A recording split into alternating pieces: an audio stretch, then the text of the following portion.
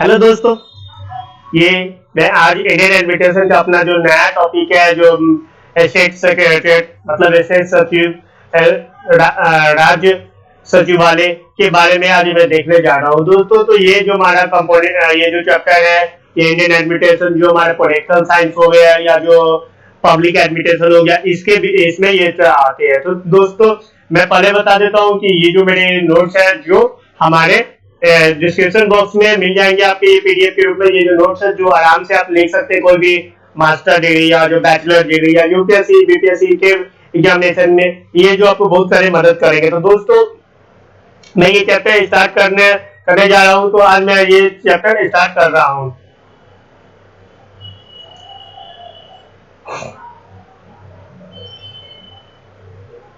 अच्छा दोस्तों इस चैप्टर में मैं देखता हूँ कि हम लोग देखेंगे क्या देखेंगे। सबसे पहले आप मीनिंग क्या होता है स्टेट सेक्रेटरीट का मतलब राज्य सचिवालय का, फिर इसका कंपोनेंट क्या होता है, फिर इसका हिस्टोरिकल बैकग्राउंड क्या होगा, फिर इसके बाद क्या देखेंगे दोस्तों के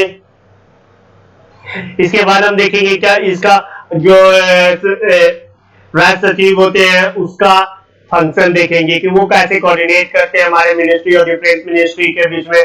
फिर वो जो स्टेट सेक्रेटरी होते हैं जो सेंट्रल सेक्रेटरी के या कैबिनेट सेक्रेटरी के साथ कैसे वो कोऑर्डिनेट करते हैं और उसके बाद कैसे वो प्लानिंग ऑफ और इम्प्लीमेंटेशन ऑफ प्रोग्राम में स्कीम में हम मदद करते हैं ये लोग देखेंगे। ठीक है दोस्तों, तो मैं अपना चैप्टर स्टार्ट करता हूँ।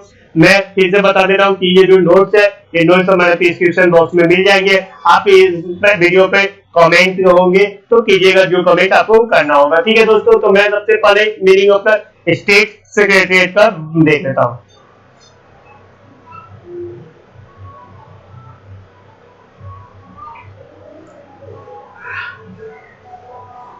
ठीक है दोस्तों, तो सबसे पहले मैं मीनिंग देख लेता हूँ। तो मीनिंग का मतलब क्या होता है कि ये स्टेट सेक्रेटरीट का मीनिंग क्या होता है। जो राज्यपाल का जो हमारे स्टेट में जो औपचारिक रूप से प्रधान होते हैं मतलब राज्यपाल होते हैं जो हमारे स्टेट के हेड होते हैं। ठीक है, उसके बाद सीएम जो हमारे पॉलिटिकल हेड होते हैं, राज्यपाल हमारे कॉन्स्टिट्यूशनल हेड होते हैं। इतना तो हम लोग को मालूम ही होगा।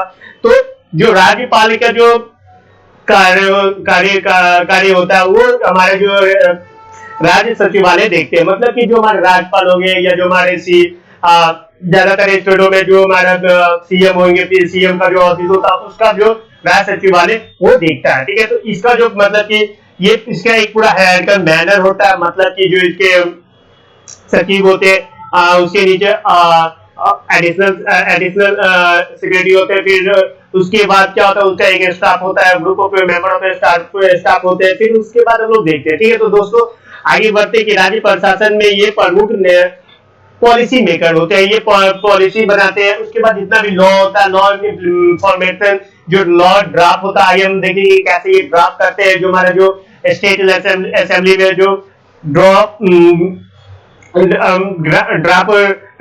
बनता है जो बिल आता है वो सब यही लोग बनाते हैं। ठीक है दोस्तों, तो क्या होता है ये जिनका जो कार्य होता है ये पूरे एक हायरार्किकल फॉर्म में होता है जो अच्छे से एडमिनिस्ट्रेशन किया जाता है, मैनेज किया जाता है ये सचिव के द्वारा। इसके बाद क्या करते हैं ये इनका जो नीति निर्माण होता है, फिर प्रशासनिक निर्माण होता है, फिर और सभी जो काम होते हैं। फिर उसके बाद राज्य में जो हमारे मंत्रिमंडल होते हैं, मंत्रिमंडल सचिव होते हैं, केंद्रीय सचिव होते हैं, फिर प्रधान सचिव होते हैं। ये सब बहुत अलग अलग जैसे कि रचना के हम बारे में बात कर चुके हैं, ये हम देखेंगे। ठीक है दोस्तों, तो ये जो सचिव होते हैं जो विभिन्न मंत्रालय के या विभिन्न डिपार्टमेंट के होते हैं। मतलब कि एक सचिव होते हैं जो एक विशेष मंत्रालय के होते हैं। जैसे कि हम लोग वित्त सचिव मतलब वो वित्त मंत्रालय के होते हैं। जैसे डिफेंस मिनिस्टर के अंदर डिफेंस सचिव होते हैं। फिर हमारे जो फॉरेन अफेयर मिनिस्ट्री के अंदर फॉरेन अफेयर सेक्रेटरी होते हैं। ये सब हम देखते हैं। ठीक है, हम पे है जो इसे पहले वाले चैप्टर में बता चुके हैं कि हमारे जो परमानेंट एडमिनिस्ट्रेटर होते हैं मतलब जो परमानेंट जो हमारा ब्यूरोक्रेट होते हैं जो पूरे तरह से मतलब कि कम से कम 15 20 30 40 साल तक वो अपना रूल करते हैं, एक अपना सेवा देते हैं। एक टेम्पोररी होते हैं जो हमारे नेता कहलाते हैं जो क्या 5 साल तक सेवा देते हैं। अगर अगले इलेक्शन में फिर जीत जाए तो वो फिर से सेवा देंगे, अगर वो हार जाते तो वो चले जाते, या 5 साल के बीच में उनकी सरकार गिर जाती है तो वो खत्म हो जाते। तो ये हमारे जो एडमिनिस्ट्रेशन में दो कंपोनेंट होते हैं, परमानेंट एग्जीक्यूटिव कहा जाता है, मतलब एक टेम्परेरी एग्जीक्यूटिव कहा जाता है, जो ठीक है ये बता दिए। अब आगे हम लोग चलते हैं कि सचिवालय का संगठन क्या था, मतलब ऑर्गेनाइजेशन ऑफ सेक्रेटरीट या सेक्रेटरीट ऑर्गेनाइजेशन। तो ये देखते हैं कि जो राज्य के सबसे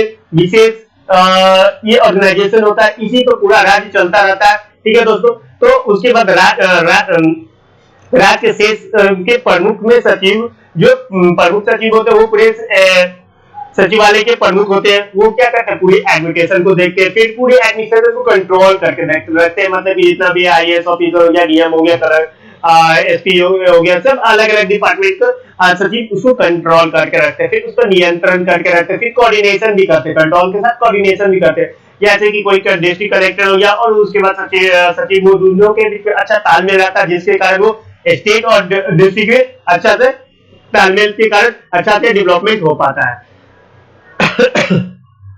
सचिव क्या अनेक प्रशासनिक विभाग के मंत्रालय के वो पार्ट होते हैं, मतलब कि जितने भी पार्ट होते हैं उसके वो एक विशेष सचिव होते हैं, जैसे कि गवर्नर या हमारे चीफ मिनिस्टर। ये कुछ भी बात करने से पहले हमारे जो सचिव थे क्या करते हैं कि परामर्श करते हैं, एडवाइस लेते, जैसे कि हम लोग देखे थे कैबिनेट सेक्रेटरी सचिव में वहां भी लेते थे पीएम या जो हमारा प्राइम मिनिस्टर या जो हमारा जो प्रेसिडेंट होते हैं वो लेते थे, एडवाइस लेते थे, ठीक है। तो प्रत्येक विभाग के अपने अपने ये लगभग एक सचिव होते हैं, ठीक है। ये जो सचिव होते हैं जो मतलब कि विभाग के जो शेष होते हैं, जो सबसे ऊपर होते हैं, उसको हम लोग विभाग अध्यक्ष भी बोलते हैं बहुत सी जगह में, जैसे कि मध्य प्रदेश छत्तीसगढ़ में इसको प्रिंसिपल सेक्रेटरी बोलते हैं, मतलब प्रमुख सचिव बोलते हैं। वही राजस्थान बिहार इसमें इनको हम लोग मतलब क्या सचिव बोलते हैं। जैसे कि अब इसका एक क्या होता है,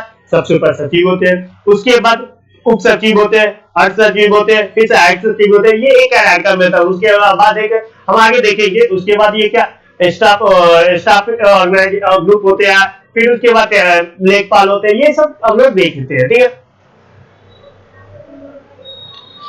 सचिव क्या कुछ राज्य में उसके अतिरिक्त सचिव भी होते, मतलब कि जो बड़ा डिपार्टमेंट होता है, मैं पहले ही बता चुकी, जो बड़ा डिपार्टमेंट होता है, बड़ा डिपार्टमेंट में क्या जब ज्यादा ओवरलोड हो जाता है वर्क का, तो क्या कहता है वहां पे अतिरिक्त सचिव, एडिशनल सचिव उसको कहा जाता है, एडिशनल सचिव रख लिया जाता है, बना जाता है। उसके नीचे क्या होता है उप सचिव, मतलब कि सचिव के लिए उप सचिव रख लिया जाता है, बना होता है। तो ये एक हायरार्किकल फॉर्म होता है जहां पे सबको वर्क बटा हुआ रहता है, प्रिंसिपल ऑफ वर्क बटा हुआ रहता है। जैसे यहाँ पे हम देखते हैं कि जैसे क्या सचिव हो गया एक मिनिस्ट्री, जैसे हम लोग लेते हैं फाइनेंस मिनिस्ट्री में हमारी 5-6 डिपार्टमेंट हो गया, 5-6 डिपार्टमेंट हो गया। उसके अंदर क्या होगा, 5-6 डिपार्टमेंट के अंदर 25-30 ऑफिस हो जाएगा, सबका अलग अलग होगा। ये एडमिनिस्ट्रेशनल मिनिस्ट्री एडमिनिस्ट्रेशन पढ़िए तो हम बता रही है कैसे कैसे वो डिपार्टमेंट होता है, कैसे कैसे मिनिस्ट्री होता है, कैसे कैसे वो ऑफिस सब बढ़ता है, वो हम आगे चैप्टर में देख लेंगे, ठीक है दोस्तों।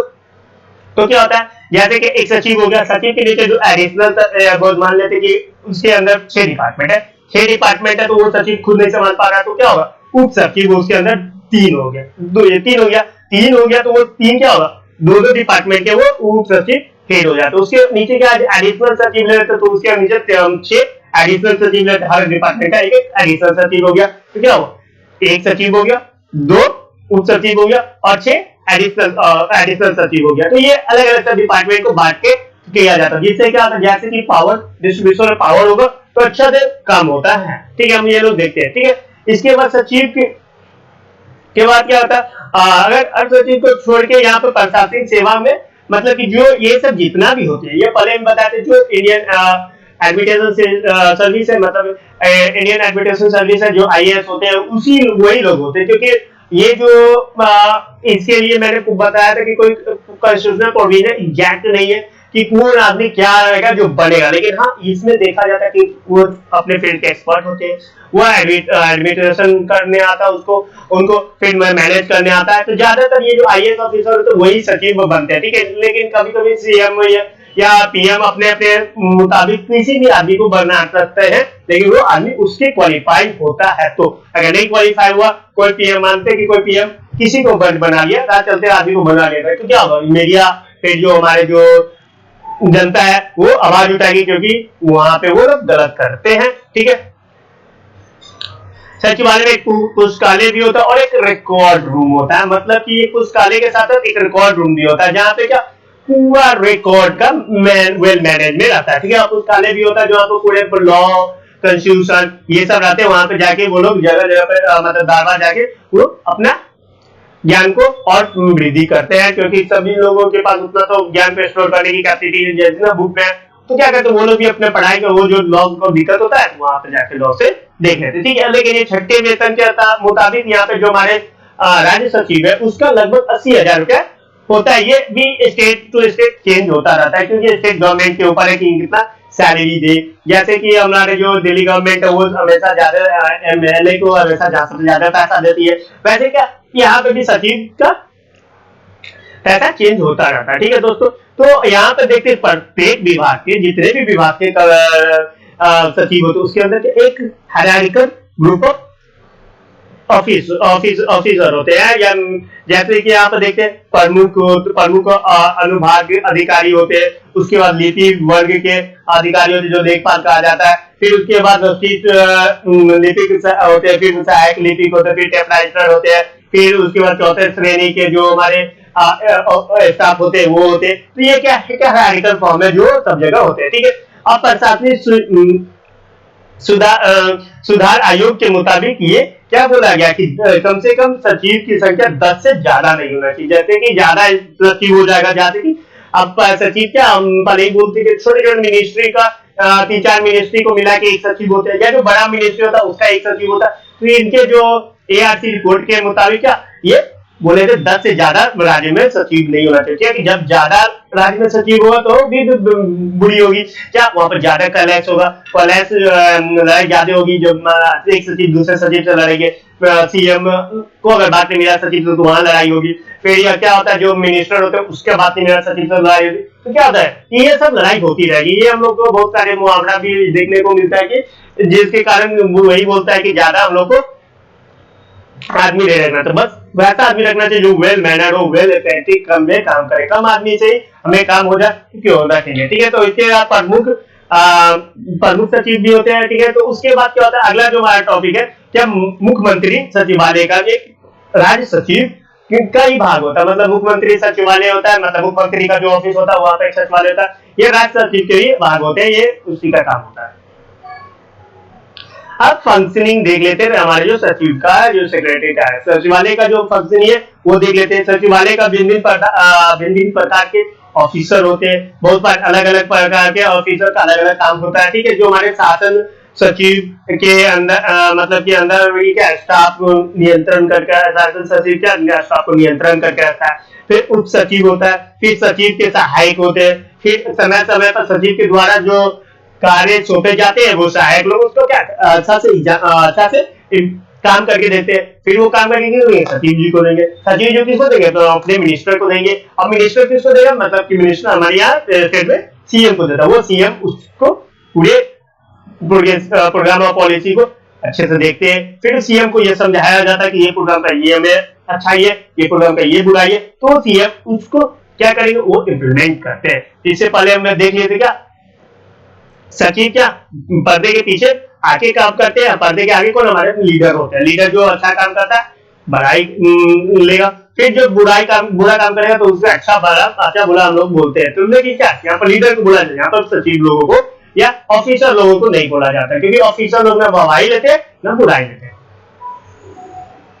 ठीक है, इसके अनुभाग में मतलब जो अधिकारी है वो एक पूरा हायरार्किकल मैनर है। उसके बाद फाइल भी क्या होता है, फाइल भी हायरार्किकल मैनर दी जाता है। मतलब की जगह होता है जैसे ऊपर से सचिव कुछ ऑर्डर दिया, जैसे कोई हम लेते क्या एक कोई प्रोग्राम लेते हैं, जैसे कि हम लोग ठीक है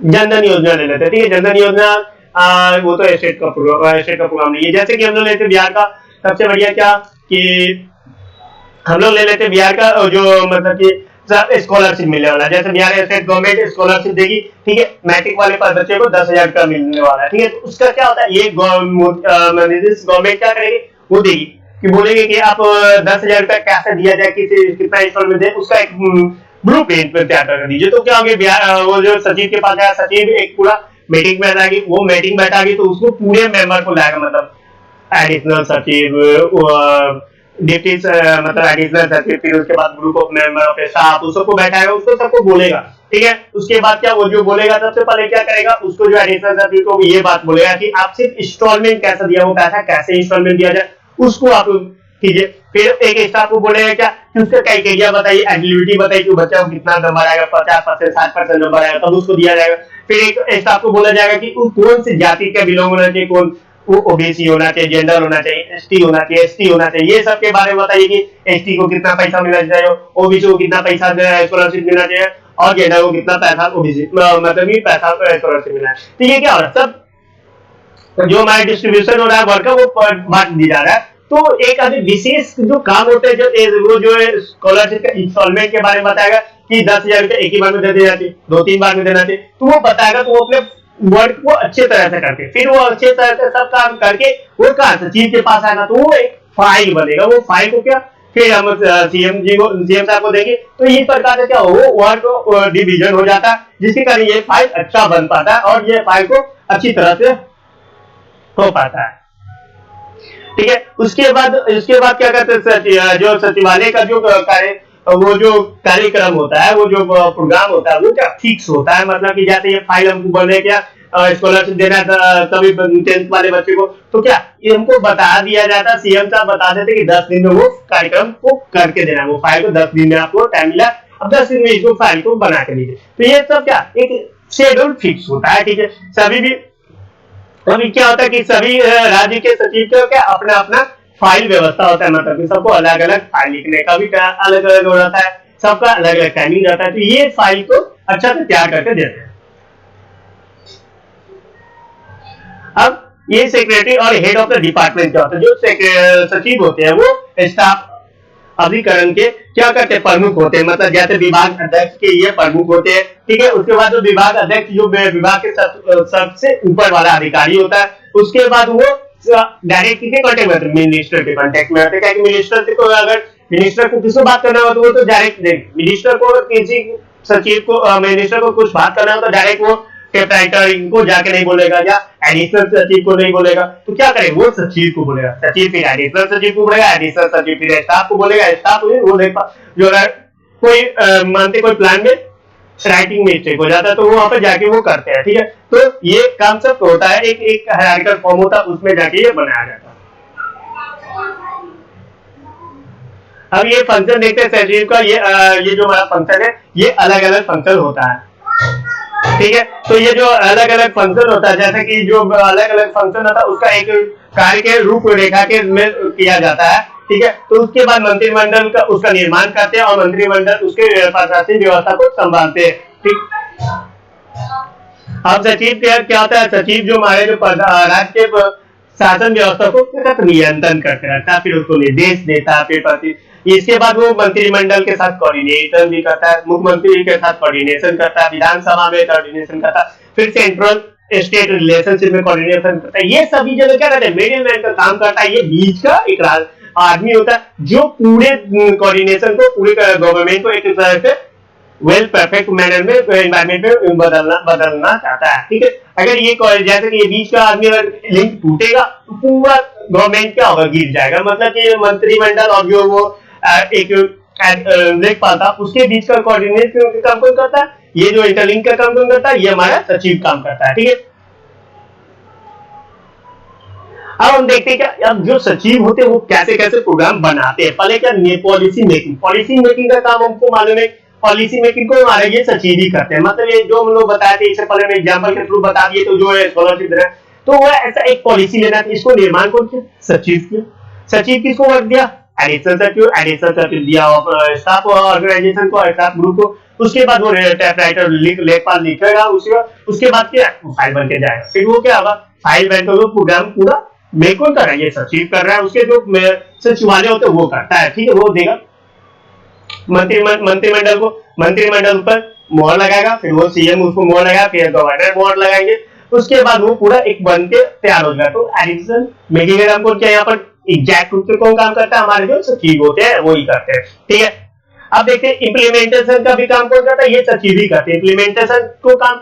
ये जो हमारे सचिव होते हैं वही पूरा उनके मदद से पूरा ब्यूरोक्रेट को कंट्रोल करते हैं। कंट्रोल करने के बाद वो उसको अच्छा से इम्प्लीमेंट कराते हैं, इसकी नीति को अच्छा से जानते हैं, जिसके कारण हमारा जो पॉलिसी इम्प्लीमेंटेशन का काम कौन किया, सचिव किया। लेकिन नाम किनका होता है, ये फिर से बोल रहे हो, नाम किनका होता है, हमारे जो लीडर का नाम होता है।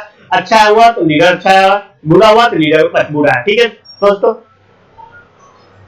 अब यह देखते एम्प्लॉयमेंट वर्क, जो हमारे राज्य के जो नियो प्लान निर्माण होते हैं उसमें मंत्रिमंडल का उत्तरदायी होता है, हमको मालूम है उसके। लेकिन क्या उनके पास, हम पहले बता दिए कि उनके पास एक्सपीरियंस कम होता है।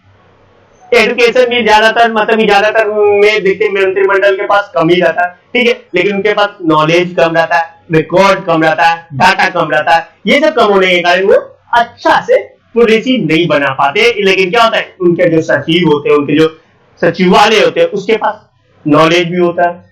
वो मेनली जो आईएएस ऑफिसर होते हैं वो अच्छा खासा पढ़ के जाते हैं। उसके बाद एक्सपीरियंस भी रहता है, उनके 40 साल उनके कैरियर में या 20-30 साल का कैरियर रहता है। फिर उसके बाद डाटा रहता है उनके, जब से देश आजाद हुआ या ब्रिटिश से पहले का भी है वो तो डाटा रिकॉर्ड रहता है। फिर उसको एनालाइज करके वो अच्छा से प्रोग्राम बनाते हैं और उसके बाद वर्क को बांट देते हैं। जो जैसे एग्जांपल देखे थे क्या, एडिशन सचिव के पास, फिर स्टाफ के पास, फिर लेखपाल के पास, ये सब के पास जाता है वर्क, सबका यहाँ पर बट रहा है। इसके मदद से ही वो अच्छा से काम कर पाते हैं।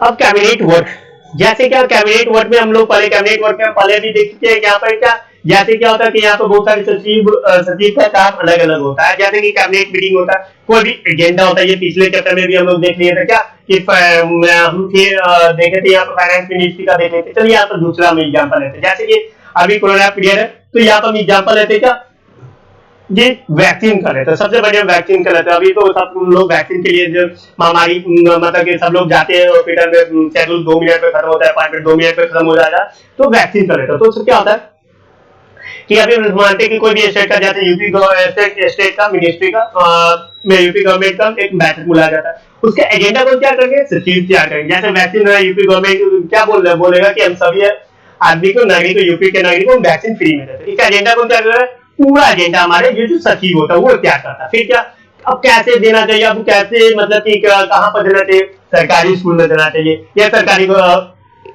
मतलब कि हॉस्पिटल में देना चाहिए। हॉस्पिटल में क्या भीड़ ज्यादा है तो क्या करेंगे, वो कहेंगे कि नहीं भीड़ ज्यादा है, यहाँ पे कोरोना और फैलेगा, तो इसके कारण क्या करेंगे, वो सरकारी स्कूल कर देंगे। भी सरकारी स्कूल बंद है, स्कूल सब बंद है, या कोई भी प्राइवेट स्कूल है, बड़ा बड़ा स्कूल है, उसमें बोलेगा कि ठीक है हम इस वहां पर जाके मैनेज करेंगे। मतलब जो हमारा हेल्थ स्टाफ है वो 10-15 आदमी का टीम जाएगा और वहां पे वैक्सीन लेके जाएगा और वहां पे सरकारी स्कूल में जाकर देगा। तो क्या होगा, इससे क्या होगा, कोरोना का जो फैलेगा संभावना ज्यादा था वो कम हो जाएगा। क्योंकि वहां पे हम लोग अगर हॉस्पिटल में जाएंगे तो वहां पर हॉस्पिटल में मरीज लोग तो उससे हम लोगों को डर लगता है। तो इसीलिए क्या होगा, ये पूरा एजेंडा कौन तैयार कर रहा है, पूरा फ्रेमवर्क कौन क्या कर रहा है, हमारा सचिव कर रहा है। उसको हम लोग सचिव के द्वारा ही सीएम साहब को समझाया जाएगा, वो सीएम साहब ऐसा करते हैं, ठीक है। उसके बाद मंत्रिमंडल का जो व्यवस्था होता है, जो विवेक होता है, जो बिल होता है, उसका भी कौन फॉर्मुलेशन करता है, सचिव करता है। ड्राफ्ट कौन करता है, सचिव करता है। मतलब सचिव का मतलब सचिवालय करता है, उसके जो ग्रुप ऑफ मेंबर तो वो सब करते हैं, ठीक है।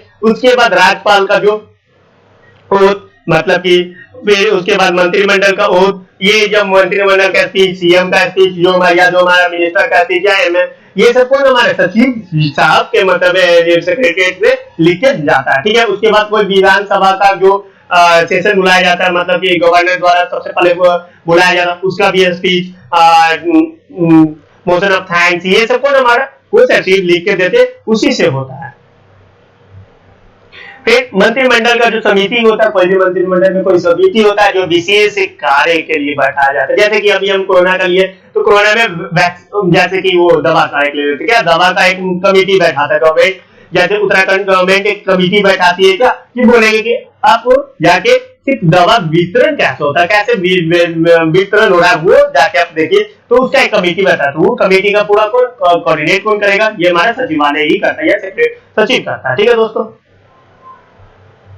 अब फाइनेंशियल वर्क क्या, राज्य के सचिवालय क्या प्रदेश के जो फाइनेंशियल नीति को रूपरेखा निर्धारित करता है, क्योंकि जो financial power to make important component है हमारे गवर्नमेंट सिस्टम का, तो कैसे वो रूपरेखा, कैसे हमको कौन से मिनिस्ट्री को कितना पैसा देना है, हेल्थ मिनिस्ट्री को कितना पैसा देना है, फाइनेंस मिनिस्ट्री रेलवे मिनिस्ट्री को मतलब पुलिस डिपार्टमेंट को कितना पैसा देना है, ये सब हमारा वित्त मंत्रालय का जो सेक्रेटरी है तो वही पैसा का शेड्यूल करता, वही अपना रिपोर्ट किसको भेजेंगे, मंत्रालय वित्त मंत्री को भेजेंगे, वित्त मंत्री प्राइम मिनिस्टर को बताएंगे, तो वो सब एक बैठक होता है, पूरा इम्प्लीमेंटर पॉलिसी प्रोग्राम को बनाता है, सचिव साहब बनाते हैं।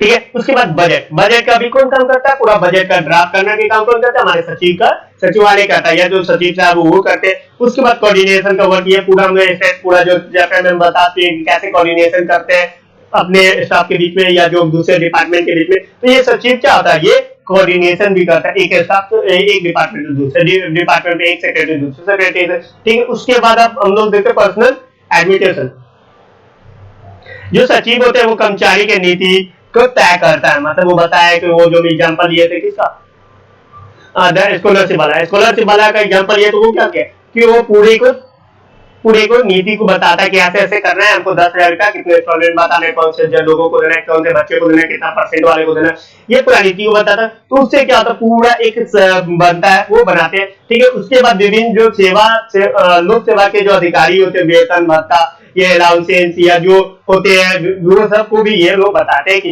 इतना आदमी को इतना चीज देना चाहिए। ठीक है दोस्तों। उसके बाद केंद्र और राज्य के संबंध, सेंट्रल स्टेट रिलेशनशिप में हम लोग देख चुके थे क्या, जो ऐसे कि हमें फिर से वही एग्जांपल लेते हैं क्या, मान लीजिए कि हाँ वेस्ट बंगाल का एग्जांपल लेते हैं, वेस्ट बंगाल में ममता गवर्नमेंट है और हमारे जो सेंट्रल में मोदी गवर्नमेंट है, तो दोनों गवर्नमेंट क्या अलग अलग है, दोनों सरकार अलग है, दोनों का एजेंडा अलग है, पॉलिटिकल एजेंडा अलग है। ठीक है। पॉलिटिकल एजेंडा अलग है, लेकिन क्या दोनों के सरकार में अभी देखते हैं कि बहुत सारे क्लास देखने को मिलता है, लेकिन क्या वहां का स्टेट सेक्रेटरी होगा और जो सेंट्रल का कैबिनेट सेक्रेटरी या जो पीएमओ होगा उसके जो सेक्रेटरी होगा उसका कोई एजेंडा नहीं होता उसका एजेंडा नहीं होता, वो दोनों के कोई बीच में कोई पॉलिटिकल एजेंडा नहीं होता, वो दोनों को क्या डेवलपमेंट करना, तो उनका और जो स्टेट सेक्रेटरी और जो सेंट्रल सेक्रेटरी का कैबिनेट सेक्रेटरी का दोनों का क्या बात मिलेगी, उनको कोई पॉलिटिकल एजेंडा नहीं होता, लड़ाई के बीच में, लड़ाई के लीडर के बीच में, लेकिन इनका नहीं हो, इसके बीच में क्या होगा, जो डेवलपमेंट है वो डेवलपमेंट नहीं रुकेगा, दोनों का एजेंडा मिलेगा, जो प्लान और प्रोग्राम अच्छा से फॉर्मुलेट होगा और इम्प्लीमेंट होगा, बजट भी अच्छा से मिलेगा। इसके कारण क्या होता है, यहाँ पे कलह समय नेता के बीच में हो सकता है, हमारे जो सेक्रेटरी के बीच में नहीं हो सकता। ठीक है।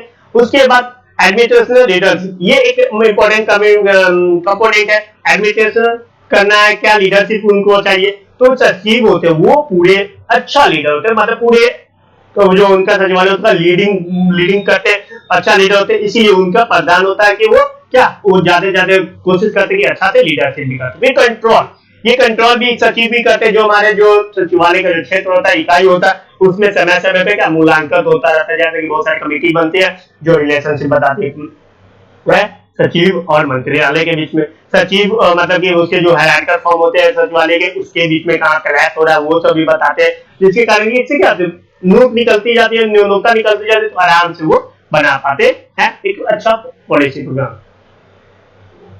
ठीक है। उसके बाद राष्ट्रपति का अगर शासन लगता है, यहाँ पर उस समय सचिव का मुख्य भूमिका होती है, क्योंकि राष्ट्रपति का शासन तो वो सचिव तो रहते हैं, क्योंकि नया जो सीएम आते वो अपना सचिव चेंज कर देते हैं ज्यादातर, क्योंकि वो उनको अपने जैसा सचिव चाहिए, मतलब अपने विचार वाला सचिव चाहिए। तो लेकिन क्या था, वो सीएम तो चले जाते, लेकिन उस समय सचिव को ना तो वही सचिव रहते जो पहले वाले रहते।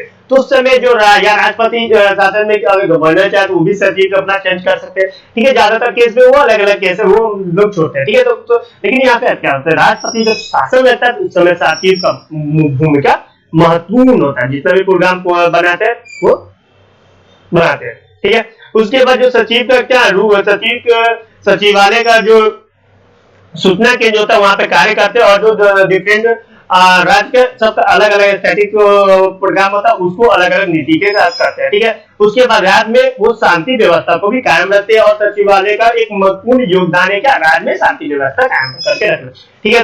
तो ये जो हमारा चैप्टर है जो स्टेट सेक्रेटरी का, आई थिंक जो आप लोगों को समझ में आया होगा। अच्छा लगे तो मेरे वीडियो को लाइक कीजिए, शेयर कीजिए, और उसके बाद फिर से मैं बोल रहा हूँ जो मेरा नोट्स है वो हमारे इनबॉक्स और हमारे जो बॉक्स है उसमें मिल जाएगा, वहां से आप लोग डाउनलोड कर सकते हैं, ठीक है दोस्तों। अच्छे से रहिए, धन्यवाद। वंदे मातरम, जय हिंद दोस्तों।